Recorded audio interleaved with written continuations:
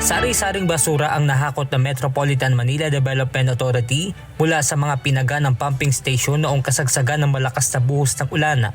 Sa Trepa de Galina Pumping Station, nakakuha ang MMDA ng mga nagkalat na old furniture, sirang refrigerator, gulong, sanga ng puno at ilang pang malalaking basura.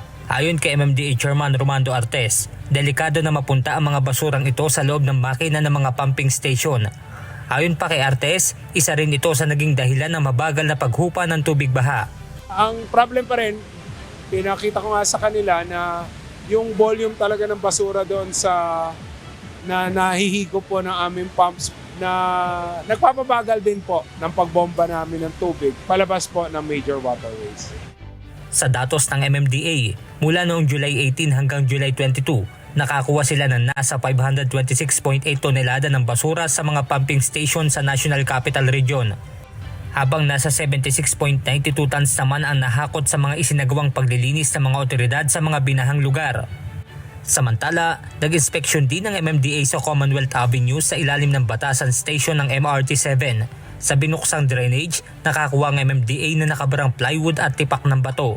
Again, hindi tayo naghahanap ng mga faults dito kung hindi maghanap ng solusyon.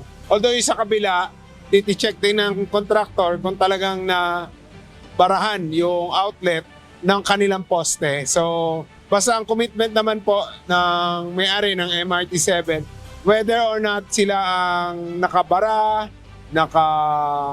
naka-apekto yung kanilang construction, tutulong sila sa pagsasaayos para mawala yung baha dito sa Commonwealth. Bilang solusyon, inihahanda na ng MMDA na palakihin ang butas ng inlet ng drainage sa lugar. Sa kasalukuyan ay ganito ang laki ng butas ng inlet ng drainage dito sa may batasan Commonwealth Avenue. Kaya para mabilis na maibsan ng tubig baha, pinaplano ng MMDA na gawing 3x3 square meters ang laki ng butas nito. Dati daw kasi itong inlet na to, malaking grating 3x3. So nasaran, hindi natin alam kung way before na-construct tong MRT-7. So ibabalik po natin kasi kailangan natin maharang yung tubig na nanggagaling doon sa taas at mailabas natin papunta doon sa nearby creek. Sa isang pahayag, sinabi ng MRT Line 7 Project Management Office na nakasuporta sila sa mga proyekto ng MMDA, Department of Public Works and Highways at lokal na pamahalaan sa mga hakbang upang maiwasan ang pagbaha. Benedict Samson, UNTV News and Rescue.